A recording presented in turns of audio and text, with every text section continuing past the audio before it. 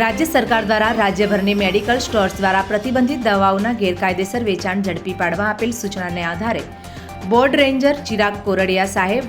અને એસપી બનાસકાંઠા અક્ષયરાજ સાહેબની સૂચનાને આધારે Tharad division DYSP SM Varotariya સાહેબના સીધા સુપરવિઝન હેઠળ થરાદ શહેરની મહેશ્વરી સોસાયટીના એક બંધ રહેણાંક મકાન ખાતે પ્રતિબંધિત નશાકારક દવાઓ એલ્પ્રાઝોલમ રાખીને તેનું ડોક્ટરના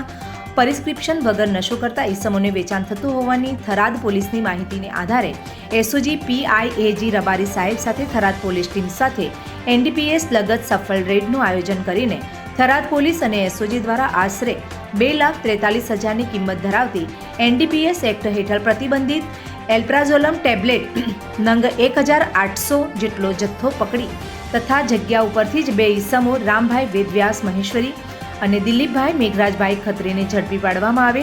તેઓ વિરુદ્ધ એનડીપીએસ એક્ટનો ઇન્ટરમીડિયેટ ક્વોન્ટિટીનો કેસ કરવામાં આવેલ છે.